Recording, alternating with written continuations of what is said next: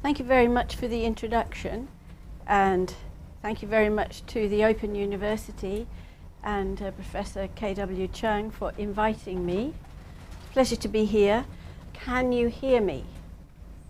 Good, because as I was saying, I'm not sure that I can use a clicker and a microphone at the same time and still get it right. So, it's very brave of you to come to a dry-sounding talk. Why is assessment literacy important and to whom?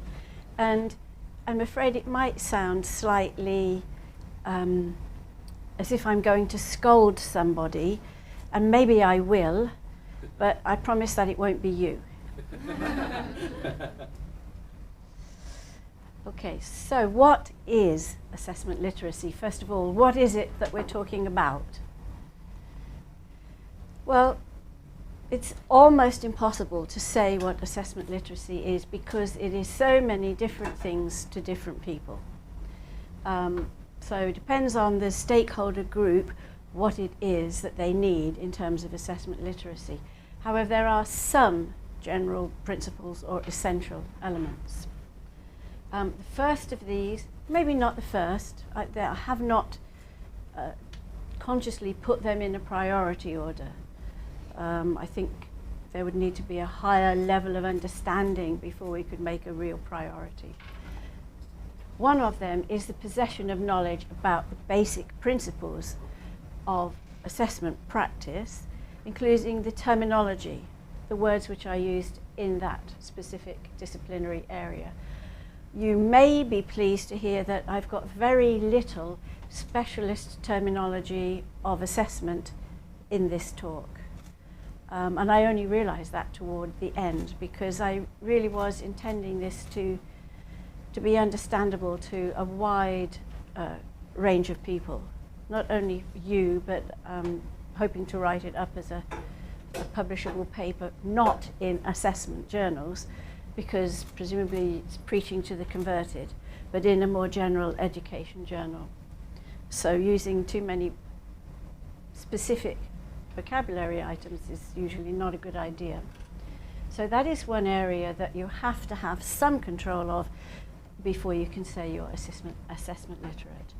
Another is the familiarity with the standards of quality in the specific assessments within your own sphere, your area of work, so that you can tell the difference between something is correctly targeted or not correctly targeted for whoever it is you are concerned to assess, and assess accurately and fairly.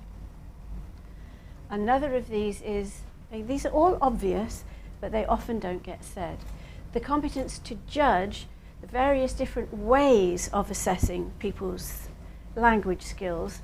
Now, although I'm being quite general in this presentation, and I don't talk about language very much, but in fact my area of interest is language and language assessment. And so in drawing this together, I've always drawn on experience in language learning and language assessment. However, there's no reason why almost everything here couldn't equally be applied to assessment of history or assessment of physical education, other areas too. So, judging whether methodologies are appropriate, not only appropriate, but appropriate for the specific context that you are working in. I expect everything is appropriate to somebody, somewhere, sometime, but that's not what we care about. And always remember that the primary purpose of assessment is to improve students' learning and teachers' teaching by responding to the information an assessment provides. If a teacher doesn't know what to do with information from an assessment, then the assessment is not very useful. Or it might be useful to report a score up to some bureaucracy, but it's not useful at all for the teacher's decisions what to teach next and at what level to tackle that material. Who needs to be assessment literate? Well, my argument fundamentally is that nearly everybody needs to be assessment literate, but in different ways, and that's part of the whole notion of different stakeholder groups, different reasons for knowing about assessment. In the current world, and in Hong Kong at least as much as elsewhere, and a lot of people would say in Hong Kong even more than elsewhere, everyone needs to be literate in assessment. And for those of you who don't have any clue why I would say that, maybe even more in Hong Kong, I would say because Hong Kong is considered internationally to be an assessment-oriented culture rather than a learning-oriented culture. And when I was working here, there was, I think it must have been quite late on in my time here, there was a developing protest, scandal or protest among parents when doctors began reporting that children were getting deformed spines caused by the weight of the textbooks and the homework papers and so on that they were having to carry home. And there was some discussion of passing a law or a regulation that a student's backpack must weigh no more than something, so many kilos. Did that ever happen? Does anybody know? I never heard the end of the story. But actually, in many countries, you do see these little children whose bag is as big as the child. I don't know if it's helpful to their brain, but it's certainly not helpful to their body. So in this presentation, because I think that nearly everyone needs to be assessment literate, I'm aiming at a wider audience than experts in assessment. And I'm not aiming at experts in assessment because I don't think they need it. In fact, I do think quite a few experts in assessment do need better assessment literacy. But I think there are lots of other groups that need special kinds of assessment literacy too, and that's what I'm concerned about today. Okay, so what are stakeholders? That's really just a footnote. Stakeholders is the term that we use in assessment. So of course it's used in many areas, finance and so on, but it's used as a specialist term in assessment to mean identifiable groups of people with the same or very similar set of concerns related to their own purpose and their own context. So many people these days talk about students as stakeholders, and that's quite a new concept. That used to be taxpayers as stakeholders, for example, or governments, or the exam authority. But now we have embraced other groups of stakeholders like teachers, parents, and students. So the blue pieces are quotes from various things, and I'm not sure you can, I think that blue has come out paler than I wanted it to. This is a quote from the Ministry of Education, New Zealand, which in Maori is Te tahuhu o te matauranga. I love the fact that they have the bilingualism on their websites, and they talk about a group of stakeholders that I had never heard of before called, are you from New Zealand? No, anybody? I'm not embarrassing myself too much. I think they're called Whanua, but with a Whanua. I don't know how to pronounce it. And it's something we don't have in Western culture, really. Much closer in Chinese culture, I think. The extended group, which includes other family members, but also other people who are tied into the concerns of that family group. And they are considered to be part of the family and Whanua group. And so the materials are written for this much wider group of people, which I think is great. And so I cut that word out of this quote, thereby actually taking longer than I otherwise would have. They say parents are key stakeholders in education, and as such, they expect meaningful information about their child's progress and achievement in relation to learning entitlements. And that word, entitlements, is really quite interesting in their context, because I don't know where else people think about students' learning needs, their objectives, their goals, their purposes in life, etc.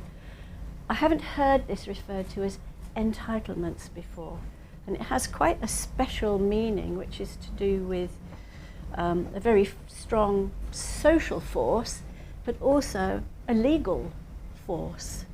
If people don't get their entitlements, then they are entitled to complain, to sue over it. And while that may sound a bit draconian, a bit strong, I often think, as I hear parents in the US banging on the doors to get different attitudes to education and assessment, and similarly in Hong Kong, I often think a bit less regulation and more entitlement might be quite a nice step forward. So every parent, some of you are, most of you will be, some of us have been and are now grandparents.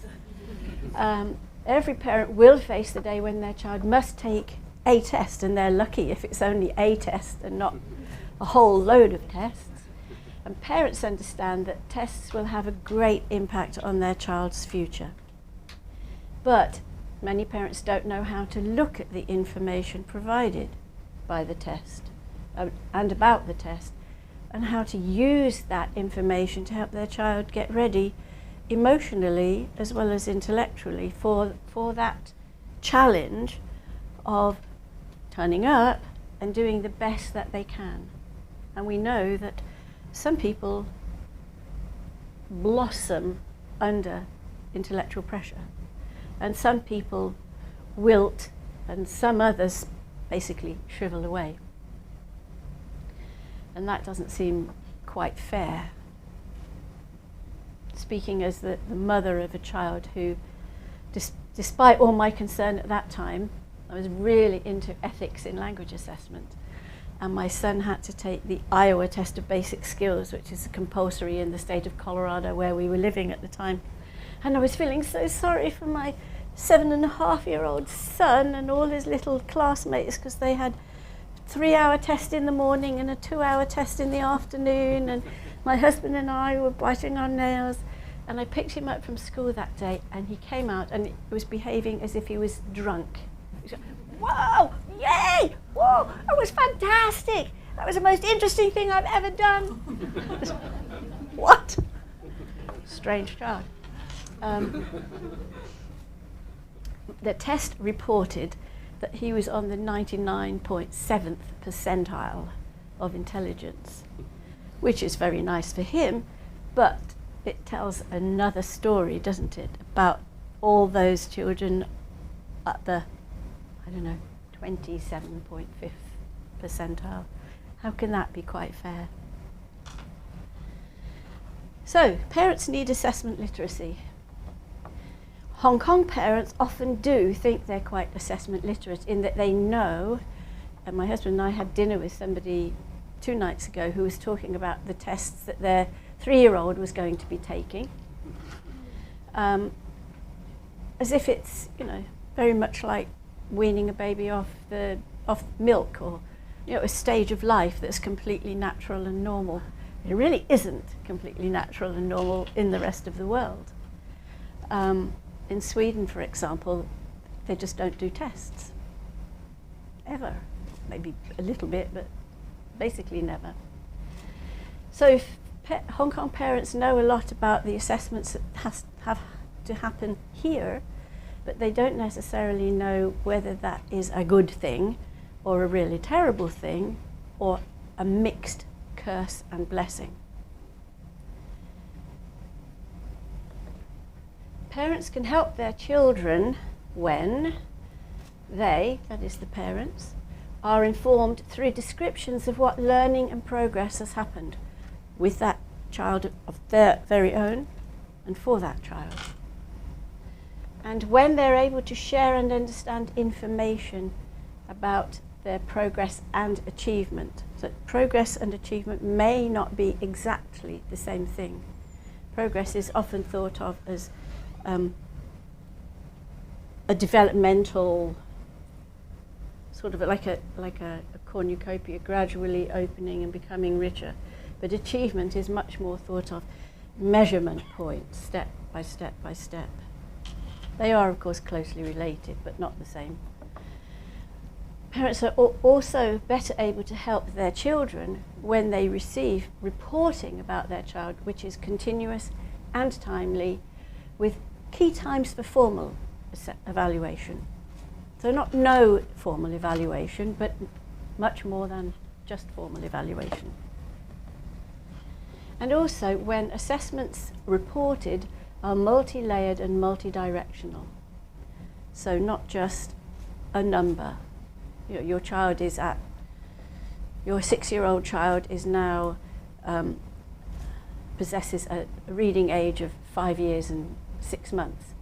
So now we're all worried. That's okay, it's reporting something, but it's not sophisticated, it's not multi-layered, and it's not multi-directional, because really it's only going in one direction, and that looks something like remediation. And it could be quite different depending on whether the person being reported to is the student themselves, the parents, the teacher receiving aggregated scores back from a higher authority. You know what I mean by aggregated? Sort of across a whole group of people. You know, your class as a whole is doing this and that. And with higher bureaucracy included in those layers of information when necessary, and many, many people now argue that when necessary does not equal all the time. A lot of assessment possibilities within the teaching normal scope, which don't need to be reported to higher bureaucracy, and which would be inappropriately reported to higher bureaucracy because they don't have some essential assessment behaviours, which we'll talk about toward the end.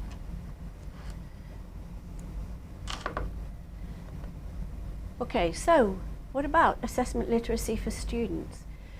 This is an area that we don't hear very much about. It's assumed that somehow, because students are in classrooms and they're taking tests, they understand what tests are, they know about assessment, but how should they and why should they? When Chris Davison and I were working at Hong Kong U developing school-based assessment, starting from 2005 and ending in 2011, I think.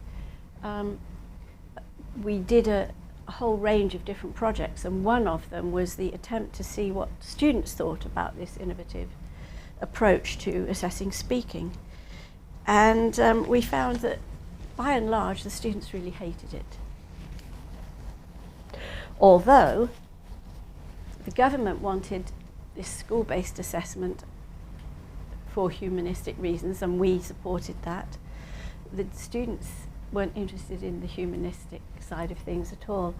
They were anxious because there'd always been this formal speaking exam, and everybody knew about it, and the kids who'd been in the year above them would tell them exactly what happened, and some kids loved it and some kids hated it, and we later found out that there was something like a 40% absentee rate for that particular part of the, whatever the exam was called those days, I don't remember.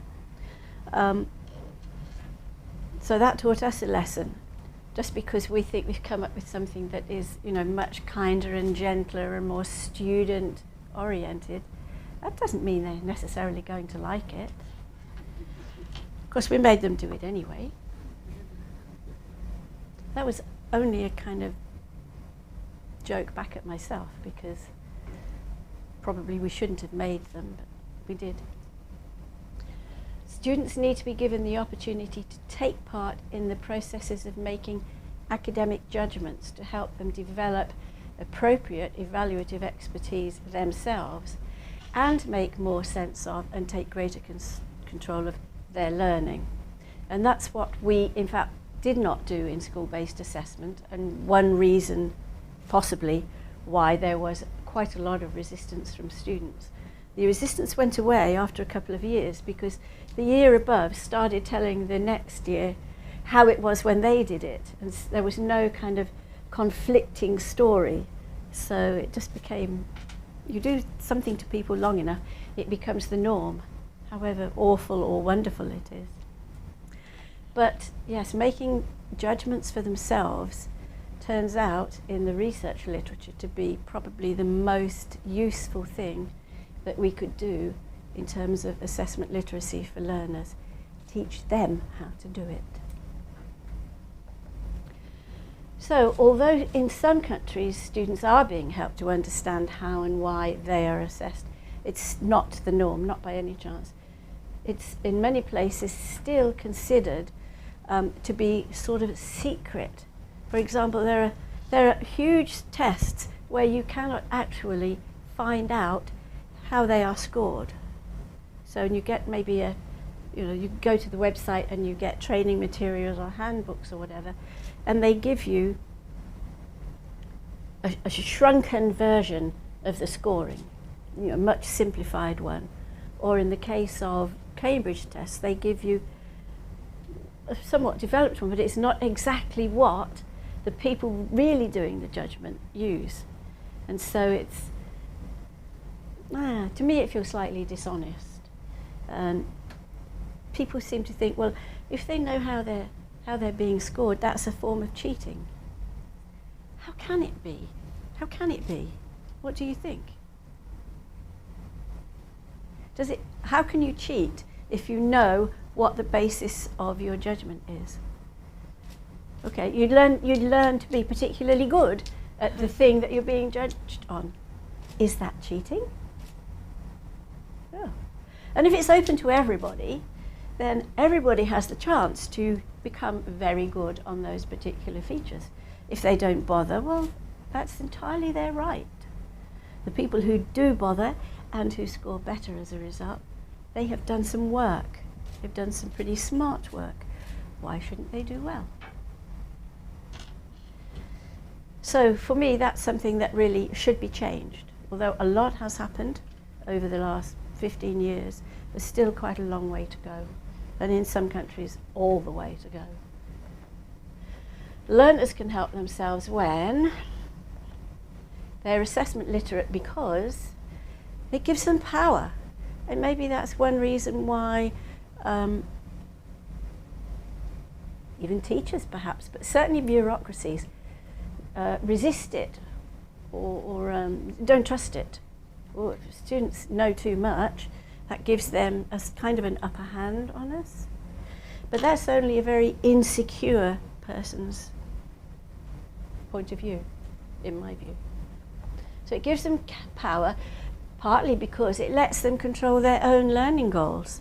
So not only can they choose to do more work in key areas that they know are going to be assessed, it also lets them choose not to.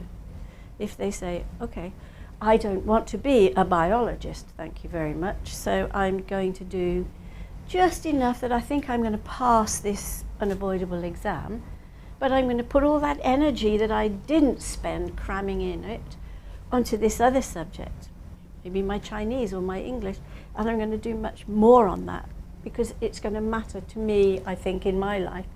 So I'm prioritizing. That's a kind of power.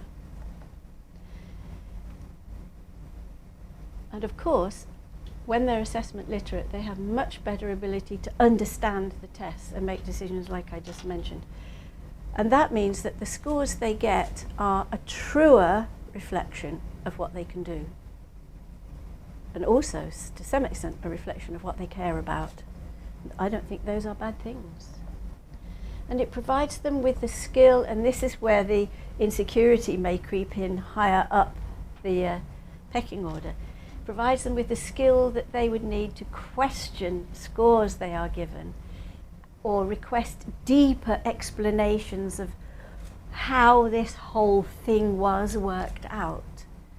And as you may have heard in some media somewhere in the UK, there's been like an explosion of distrust of the large-scale school exams that channel people in terms of the opportunities for higher education.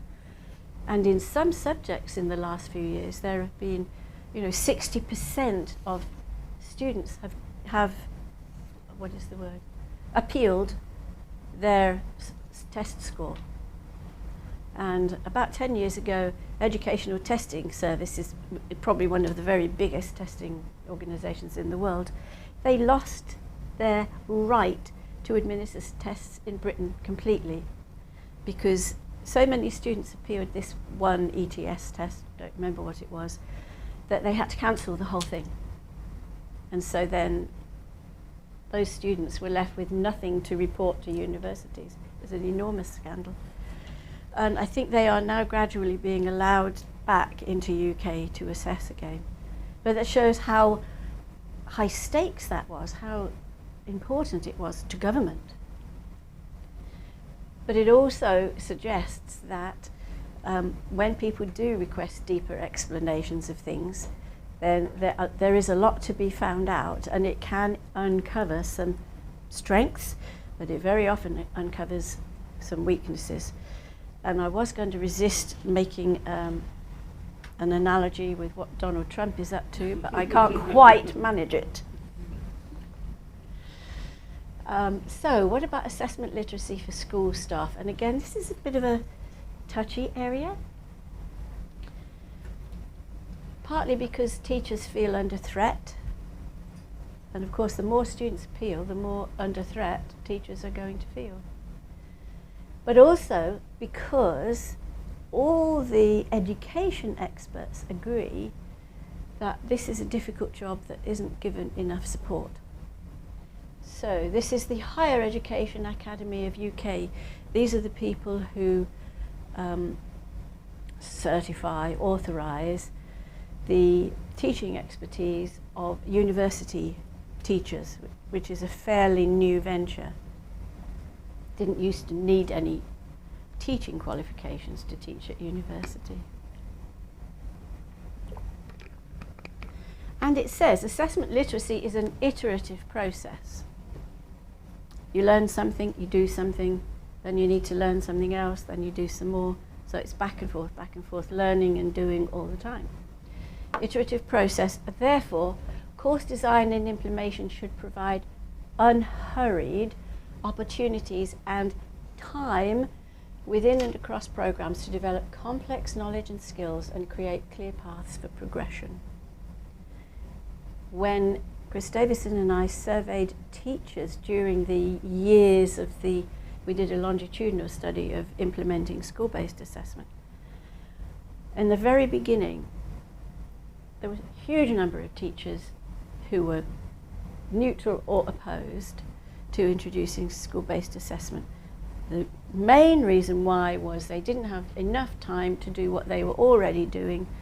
This new thing was new, and therefore it was going to be more work. And that was sort of end of story. Never mind, was it better for students, or were there ways that could lower the burden, or could you spend less time preparing for the formal exam because students had so many more opportunities to actually use speaking in ordinary teaching. It did change as the years went by, but it really showed the notion of needing time to do these things. And I don't know how many teachers now, and you will know, probably, how many teachers several times a week say, no, I can't do that tonight, I'm going to be marking papers. Yes? One of the greatest wastes of time ever invented. Understanding and managing the range of information that counts as evidence of student learning and achievement can be daunting, and it requires teachers and school leaders to be confident in their assessment literacy. If you're just doing things because you've been told that that's the thing you do in your school, and you're just following orders, and somebody comes up and questions you, you've no confidence to support with a sensible explanation why you're doing what you're doing. And that is the really weak point for many teachers, is they haven't gone deep enough into why it matters that you teach people Putonghua as a second language with certain methodologies and not with others, or why you have to teach Putonghua differently to speakers of English and French and Spanish than you might have to do teaching it to speakers of Japanese or Arabic. If you don't know these things and someone asks you questions, you start to go, oh, I've been caught out. Or you feel caught out even if you haven't been. And teachers working within the school or other institution on curriculum development also need to be assessment literate. And this was an area that I really found quite frustrating about the school-based assessment projects, was that very often the teachers were one large group in the school, and the people designing the curriculum and choosing textbooks and so on were a completely different group of people, or a tiny subset of the actual teachers. And they were their own masters. They just looked through and they did what they wanted to do, and never seemed to be looking at, well, how are these books working in the classroom? You go in and watch a class and say to the teacher, do you think that more than 3 or 4 people in the class actually understood everything that happened in this lesson? Most teachers would say, no, but what can I do? You know, the syllabus requires that we reach page such and such by the end of week 4. Does that sound familiar? And so teachers go scurrying on and skating over things, and then they say, okay, finish those exercises for homework. And then the kids go home with the books on their shoulders. And this is really not how people learn.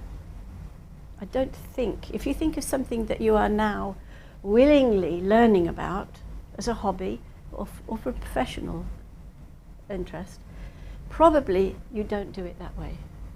Probably you do it in a richer way. Sometimes you might go really, really fast because you've got time and you've got this energy and you go, go, go. Other times you go very slowly because it's hard, or you're busy, or you're involved in some other really high intellectual activity that leaves you with not many brain cells left that week. And you know, that's normal. We try to turn people into like a production line, like in a factory. So curriculum developers in schools should have as much assessment literacy as all the other teachers in the school, and the same kind, so that they all share the objectives and the goals of what these kids really need and how we can best deliver it to them. And what's assessment got to do with that? Well, of course, assessment is like a way of marking how it's going forward.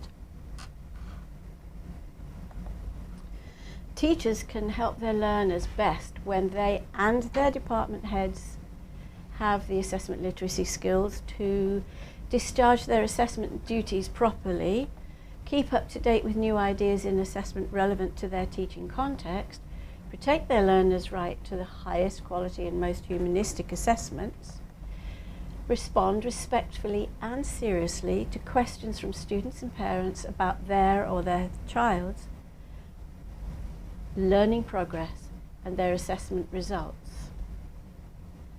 In fact, research suggests that teachers spend from 1/3 to 1/4 of their professional time on assessment-related activities, and I suspect that in Hong Kong it's more than that. That's a kind of a broad average. The point that I want to hit particularly here is the little phrase in here and their department heads, or may you say their panel chairs in Hong Kong terminology, should have those same assessment literacy skills as the teachers. And again, when Chris Davison and I were working on school-based assessment, we worked with this lovely, lovely group of teachers, so dedicated, 45 fantastic teachers who worked with us for over a year, creating the whole thing, and then taking pieces and trying it out in their own classrooms and bringing back videos of what happened when they tried it, and brainstorming in groups, and then that gradually got built up into materials which we put out, to all teachers. But they also came back and said, well, I wanted to do so-and-so, but my panel chair says this is a complete waste of time. My panel chair says, well, we're not going to implement this thing at all. And so many teachers, and it's not just Hong Kong, it's all over the place. When I worked in Scotland and I was doing teacher education, teachers would come from different countries in Europe and they'd do a 4-week summer course, and they'd go back full of ideas and enthusiasm, happy, happy, happy. Come back the next year for another one and say, I couldn't do a thing, they wouldn't let me. So a lot of ideas go down there. But I still keep pushing those principles. Principles, not principals. Okay, so now we arrive at one of the wider groups of stakeholders, curriculum developers, who may not be a huge number of people in any particular society, but they are a significant group of people. The primary purpose of assessment is to improve students' learning. Okay. Let's just pause and think about that. Do you agree? Anybody disagree? You wouldn't put your hand up, would you, even if you did disagree? Well, for us, it is the primary purpose. Of course, there are assessments that go on in all kinds of disciplinary areas, and learning may have not very much to do with it. But for us, if our field is education and happens to be language education, then improving learning, is the whole thing. As both student and teacher respond to the information that assessment provides. Unfortunately, sometimes teachers and learners respond even if the assessment provides bad information, because if teachers and leaders are not assessment literate, how are they going to know whether it's good or bad information? Information is needed about what knowledge, understandings, or skills students need. So that means you have to know that as an underlying set of competencies of curriculum developers, because they could design the cleverest curriculum and the cutest materials for nobody in particular. So randomly they might suit some people, but they would fail to suit lots of other people. By finding out what students currently know, what they understand, what they can do, any gap between what we want them to be able to know and do and what they can know and do can be identified. Once that's happened, then that assessment of what's missing can be fed forward to create an assessment for a future time to show whether or not an instructional process or program in between has actually been successful. And that is closing the gap, or at least making the gap smaller. And this again is from the Ministry of Education in New Zealand. I have some resources at the very end, not very many, but all of them are downloadable online, and they're all particularly clear, relatively simple, well-written, nice things, not a load of textbook stuff. So fundamentally, curriculum development is or should be about closing that gap. making sure materials provided to teachers to support learners through a learning progression fit their need and interest, and to make sure they're doable within the syllabus structure, which, as we said before, is often where it all falls apart. And curriculum best supports learners when the assessment tasks are also learning tasks. This is assessment for learning, one of the little buzz terms, or learning-oriented assessment. Learning tasks can be used as assessable events, so that those two are the reverses of each other, and it shows that it can be a cycle going in either direction. Am I going in that? Yes, I am. Curriculum materials clearly need to specify not only learning goals, but how the tasks put in front of teachers and their students can be used to support learning. So it's no good having just the stuff if you don't support teachers in delivering it and students in working with it. Everything I say is so obvious, but when you put it all together as a package, there's a huge amount that doesn't happen in just about any context. You can look at all these points, you could make it a checklist, and you tick happily until a certain point and you go, uh-oh, wrong, not doing that. So curriculum best supports learners when it is designed to provide unhurried opportunities and time within and across programs to develop complex knowledge. And language is a very good example of complex knowledge. And also, good curriculum will help teachers and learners to clearly understand how every task and every unit of work builds up into a full understanding of an ability to perform to meet some educational objective that itself fists, or otherwise known as fits, into a clear path for progression. And by clear, what we have to mean is that it's not just clear to the curriculum developer who made it, but it's clear to the teachers who are trying to deliver it, and it's clear to the students who want to know what they should be doing and whether they're doing it the right way. Also, often forgotten, good curriculum helps teachers enormously with planning their time well.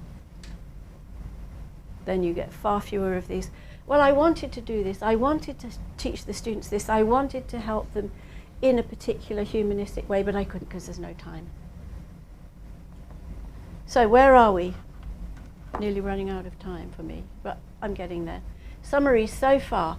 We've seen that almost every citizen has a role to play in a learner's learning, or they will have someday when they become parents, or they have had in the past, and as grandparents, not only remember it, but become equally anxious, or I can now testify, even more anxious when it comes to my 2-year-old granddaughter, whose parents are discussing what half-day preschool she's going to go to after the Easter break. And I go, oh, my baby, you can't send her away and put her with 9 other children.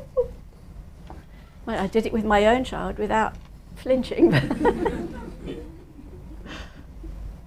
At any moment in time, a large number of citizens do have a major role in education as one form of stakeholder, often as several.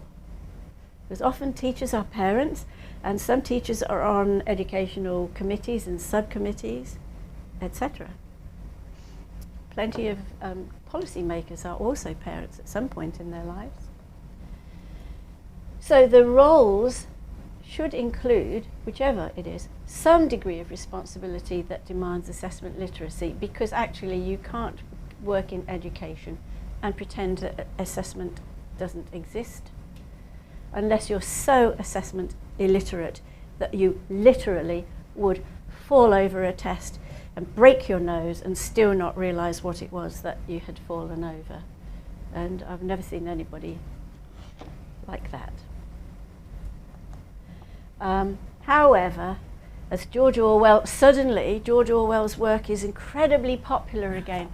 I read online somewhere that sales of 1984, those of you who've read that, increased in the 3 weeks after the new president came in by, what do you think? 10,000%. I think they're probably selling about 5 a week up until then. Somebody's making money out of this situation. So, Napoleon the pig said, all animals are equal, but some are more equal than others. So, now we come to professionals in assessment. That is about the only joke I've got in this presentation. And it's obviously a bit obscure. Professionals in assessment aren't more equal than others, but some of them think they are. Those are the dangerous ones. And I've met some. I try not to be one. And the fact that I now mention various assessment bodies is not me having a particular attack on anyone. I'm just naming big test professional groups. Hong Kong Examinations and Assessment Authority, the Language Testing and Training Centre in Taiwan, which is basically like the partner of the HKEAA. Cambridge Assessment in UK, which is huge and responsible for IELTS and first certificate and certificate of proficiency in English, many English language tests.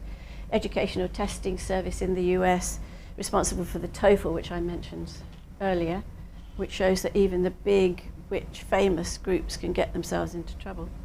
And the College English Test Committee of China, which I can't say anything about because I'm a consultant to them.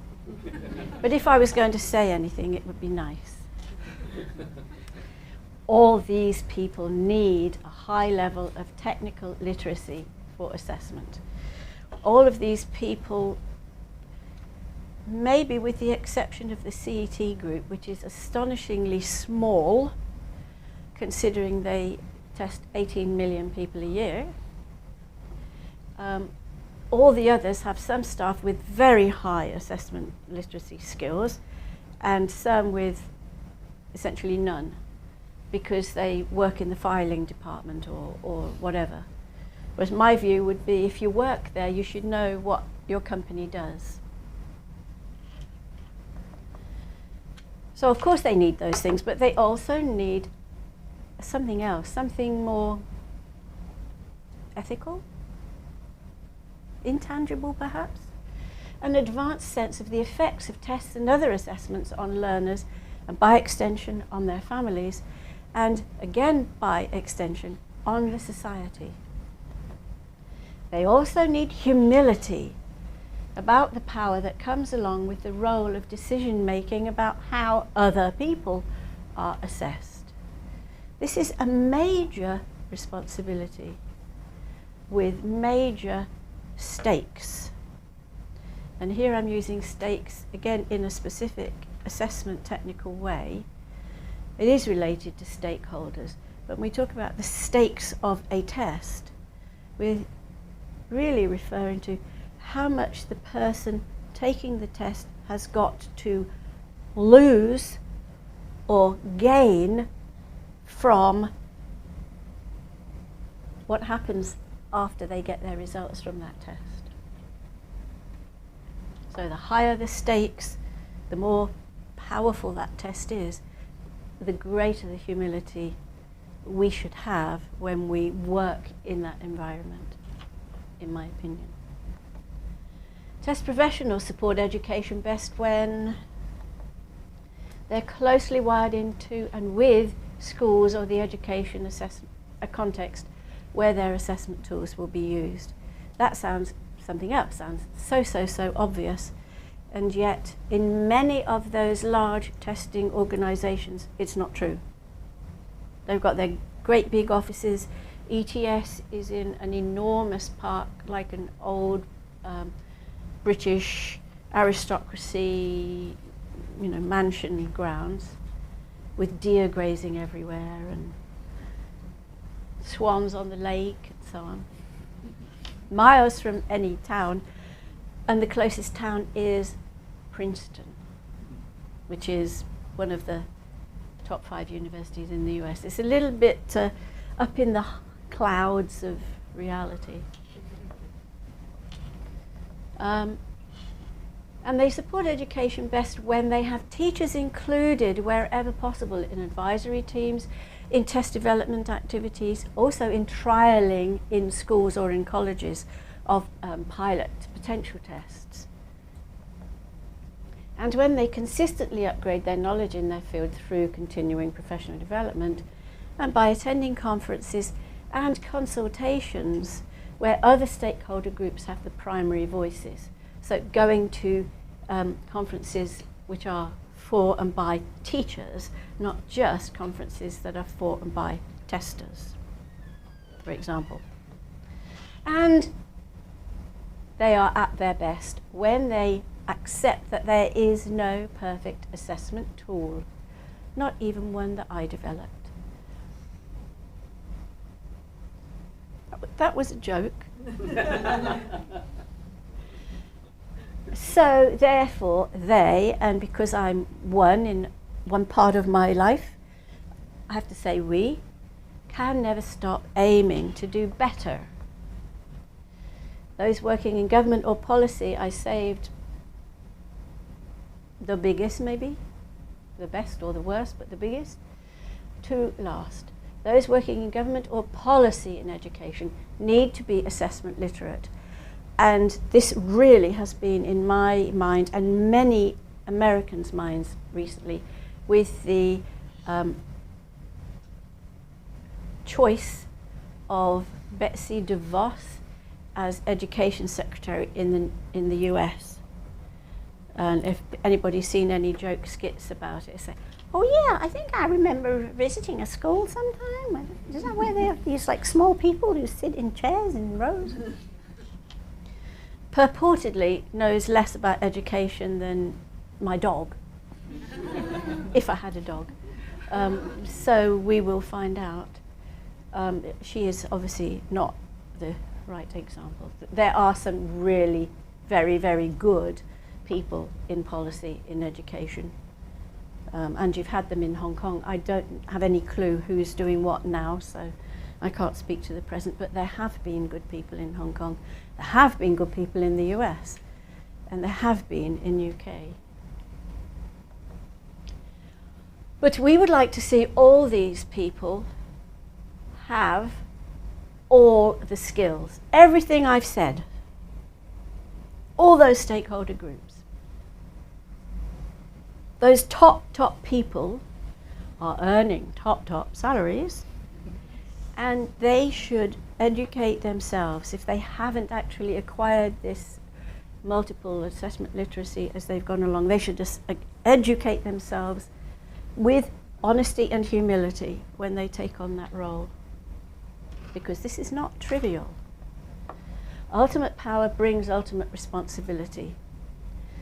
As there's no absolutely right path forward for policymakers and bureaucrats, that means they should always be listening to what's going on and what new ideas are out there and who's saying what, and reflecting on everything that they do and how well they do it.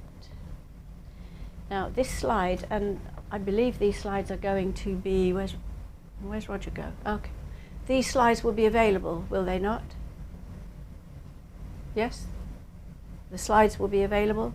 People can go to a website and download them. So don't worry about the few resources which are coming in a moment, because you can get the set of slides. These 5 points are absolutely key. They're the only really technical language that I've used in this talk, and I'm not going to talk about them. I'm just going to leave them there. Some of you know this all already. This is actually a very simplistic set of definitions. I would, thinking as a professional tester, I would not agree with this 100%, but it's simple enough to grasp for the moment. If you're interested, then of course you go and read more and you discover more complexity. I think now we have a joke coming, finally. This is a joke.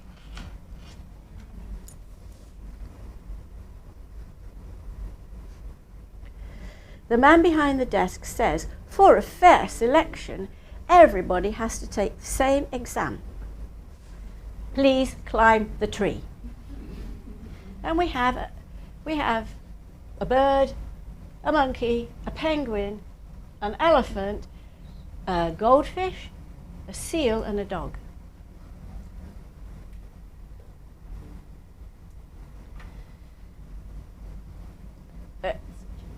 Supposedly, it may be apocryphal. I've looked it up and nobody really knows if Albert Einstein did say this, but somebody did. Everybody is a genius, but if you judge a fish by its ability to climb a tree, it will live its whole life believing that it is stupid. Now this joke was one of the big sticking points when we were trying to introduce school-based assessment, because teachers were saying, but it's teachers assessing their own students in their classroom. How do I know that the teachers in that school just down the road won't cheat? It's always never, how do I know that I won't cheat? How do I manage to trust myself? No, it's always, we are all squeaky clean in this school, but that school down the road, you know, they're probably horrible people who lie and cheat. And they're all people, you know, they're all the same people if you put them into one group. And I wrote several papers explaining the unfairness of absolute identical treatment. And I think I convinced maybe 20% of the teachers. So how many of you think having exactly the same test for every kid in a school is fair?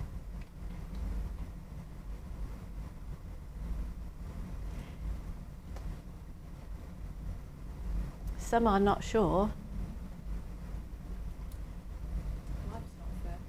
Life's not fair, absolutely. If life was fair, we would all be monkeys, I suppose, and we could all win the prize at the top of the tree. Some people take longer to learn things, but they may learn them as well eventually. So simply the question of time becomes an issue. A sort of an intervening variable, a plan that can mess up understanding how good people really are at whatever.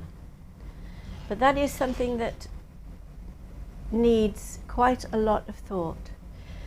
And when you have your own children and you see them either succeeding or struggling relative to their peers or what you think their peers might be doing, you would probably at some point say, well, yeah, but that's not fair because I know that little Wong is actually very, very good at vocabulary. But the test that he just took, they didn't have a vocabulary section on it, so this test isn't fair. But there are other kids who are very, very good at something else, which was there. Next test, it might be the opposite. But what are we going to do about it? We have to live with the fact that life isn't fair, and we should make sure everybody gets the opportunities to demonstrate what they can do. Okay, there are the resources. As I said, really no need to copy down those URLs because you will be able to find them yourselves. And we have time for questions.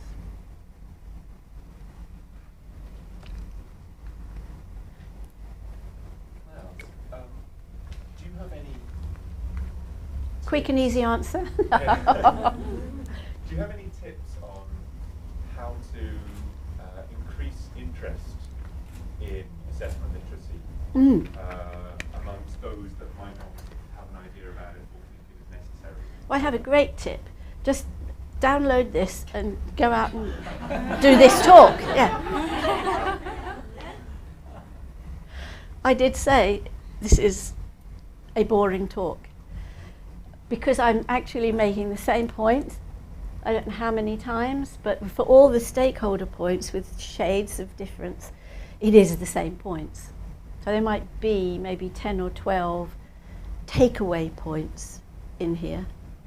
But maybe you will download the slides and distill them into 10 or 12 takeaways, put them together in your own head and on paper in a way that makes sense to you, and have that, have it in your back pocket, metaphorically speaking, so that you can bring it out, for example, in your workplace context, when I know that you have to get teachers to do assessments on a regular basis.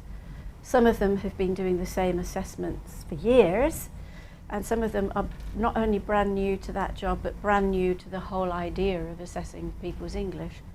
So you've somehow got to make it worth listening to for everybody. You've got to make it a lot shorter than this, and you've got to make far fewer points, and you need a few jokes.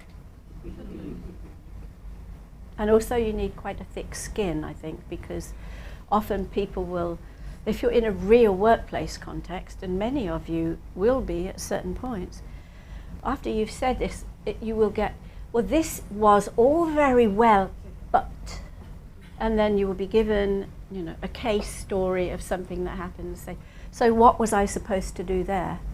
And that happens to me, and I often can't really answer the question, because I think if you're any good, when you're in the situation, you'll be able to, well, you'll know something more than I know about this group here, and you'll be able to put what you know and what's going on with the group of people together, and out of your 10 or 12 takeaways, pick out what's in their way.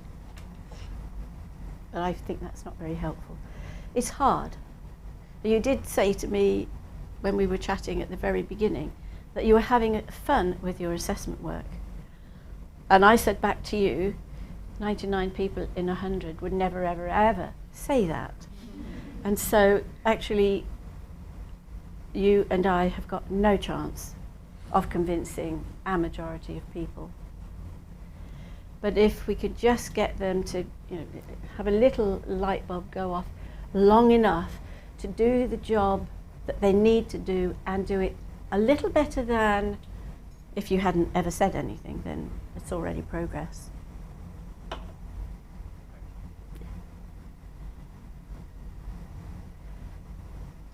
I've stunned you all into unconsciousness. Yes. Thank you so much for your excellent overview. Thank you. I'm teaching pre-service English teachers at CUHK, but I came to Hong Kong only 5 months ago, so I'm really novice and ignorant to Hong Kong EFL context. But I was very interested in school-based assessment. And my background was performance assessment and test-based language assessment. And Okay. so Where? I did my PhD Hmm? at Iowa State. Iowa State. Yeah, Oh, under, Dan Douglas yeah, and Carol Chantal. yeah. Friends of mine. Yes, I thought so. That's right. So I interviewed some advanced level English learners of Hong Kong and talked about SBA, and they shared their school-based assessment experience. So Oh, interesting. it is supposed to be measuring their performance according to the assigned topic, but what they shared was they were even tutored for their SBA, and they memorized the topics, relevant topics, before the actual test. Yeah. So when we came back to the slide about the validity section, I assume SBA wasn't really meant to measure their memorization and memory skills. Absolutely right. Right. So Yeah. I assume you and other research team definitely noticed that and probably planned for the upgraded version of SBA for minimizing such construct validity issue, or. Well, you were right on the first part. We certainly noticed. Thank you. But planning for the upgrade, we did the work under contract for the Hong Kong Examinations and Assessment Authority, We got research grants to study what we were doing and what the students thought and what the teachers thought, and whether teachers liked it better over time or students liked it better over time, and a little bit of what was actually happening in classrooms. And I had, in fact, 2 PhD students who looked at the classrooms. But when it was all done, there was no question of being given any further funding. So we couldn't collect any more data.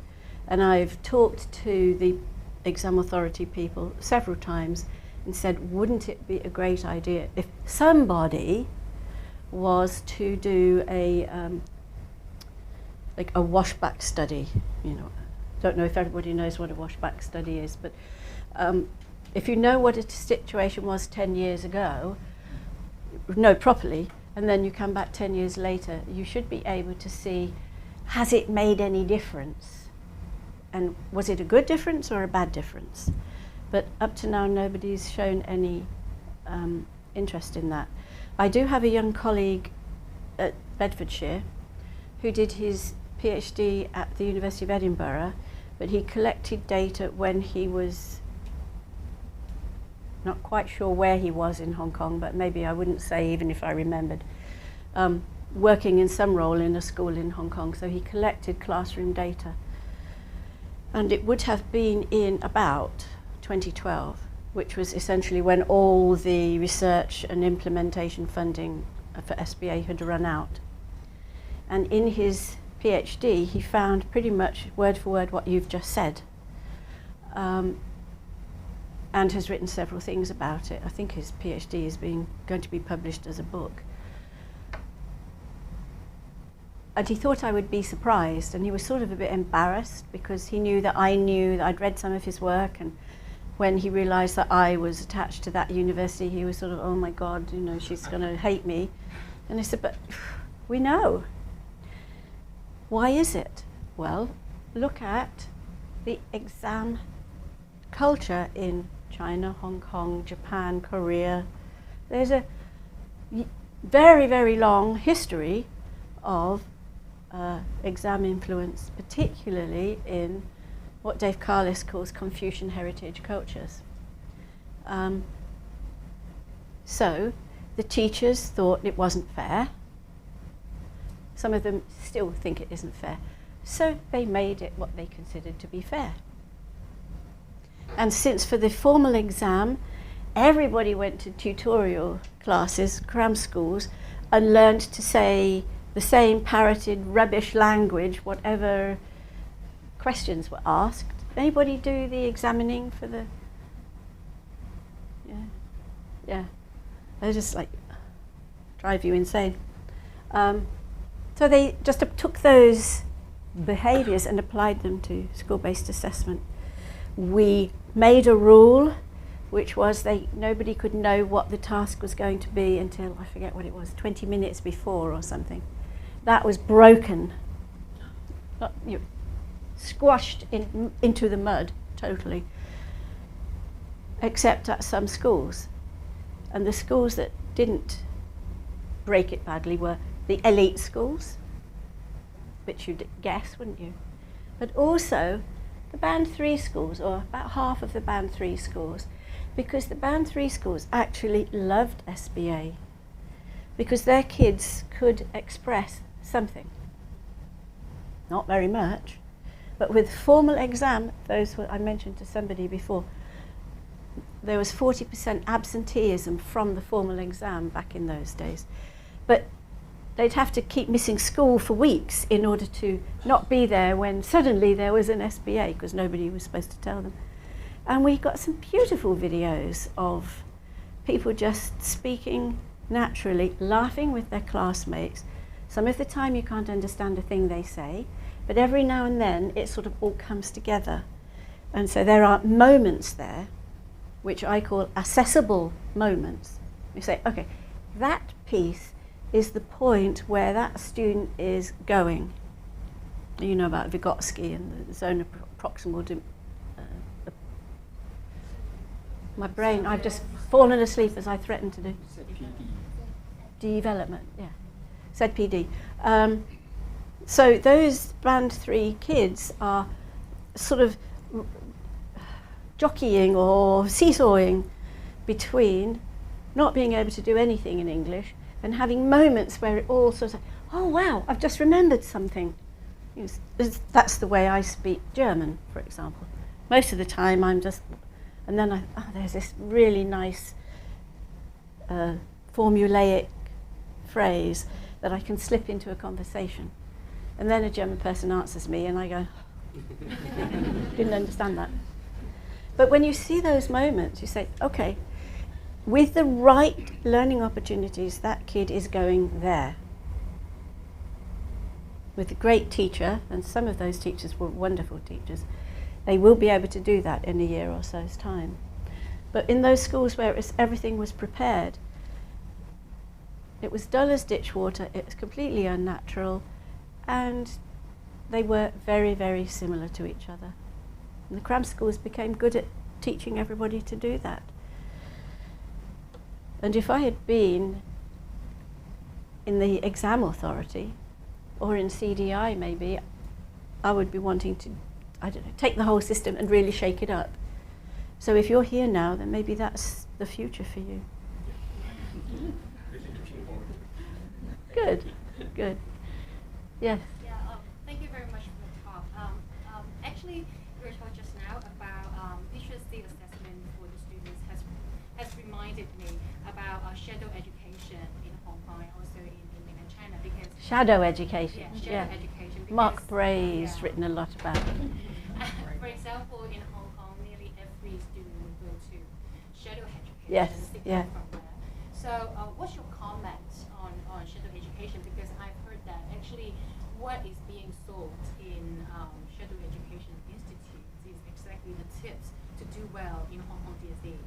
And my second question is, because actually I have interviewed some teachers, actually that told me that they would like to pass on more, techniques and tips on how to do exams well. But because that, curriculum time is so limited. So what's your advice for teachers to improve their, ability to enhance students' assessment literacy? Gosh, I wish I could answer that question. The existence of the really powerful shadow education system in Hong Kong is an enormous block to good, effective, naturalistic language learning, and very possibly to learning other subjects as well that I don't know about. I've heard that some teachers in schools also teach in cram schools, and they don't teach the tips in the schools because, just think about this. If they teach all that in the schools, who's going to pay to go to the cram schools? As long as that is absolutely very well documented in mainland China. If that happens large scale, then the education system is seriously compromised. And I wouldn't begin to think that I could say anything that could change that. Somebody ought to be changing it. Sorry. Any more questions? Yeah. Sorry, I didn't say thank you for the talk. It's really lovely conversation of the important things for Thank you. A question I had at the end, you mentioned about the unfairness of identical treatment of students. Is it something that no test should seek to have an identical test for every student? Should there be no identical test for every student? Or is it more the idea that if there is an identical test for every student, a lot of thought is placed into what is tested? For example, with those animals, perhaps testing, climbing a tree isn't a good test, but making your loudest noise, they could all have a go at, perhaps, as a fairer, identical test. Is it something that... Unless you had a camel in there, of course. Maybe the fish. Yeah, and the fish, yeah. So no test should seek to be identical for every student, or care has to be I think this is at the point at which I say I was originally brought up as a Roman Catholic and lost it when I was about 15. But the one thing that has stuck with me is the belief in the Trinity.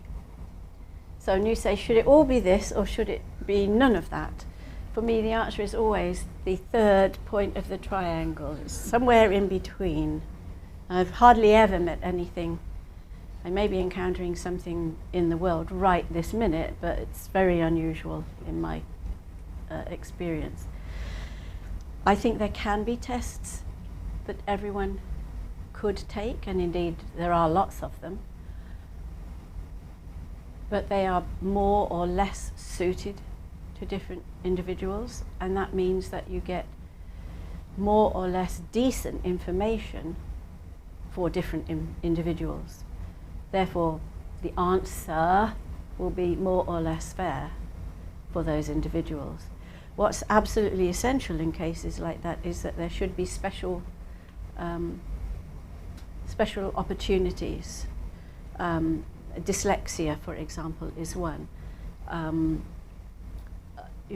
Crippled hands, if it's involving handwriting, or even computing. If you've got, there's juvenile arthritis, I think it is, or juvenile rheumatism. I can never remember which. I knew a girl when she was about 15 who suffered from this, and her hands sort of seized up into claws. A horrible, horrible thing. Because we didn't have computers in those days. But even to work on an ordinary keyboard, she would have found that difficult. Now there are special technical equipment that can do that. So we can create opportunities for students.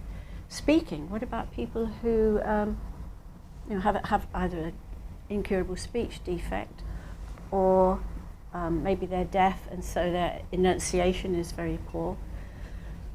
There have to be some cases where the test for all is either forgiven or changed in some areas, or maybe a whole new thing may need to be developed for them. But I think it would be lovely if it could be a completely personalised test for every person. But even I'm not that hopeful. Sure.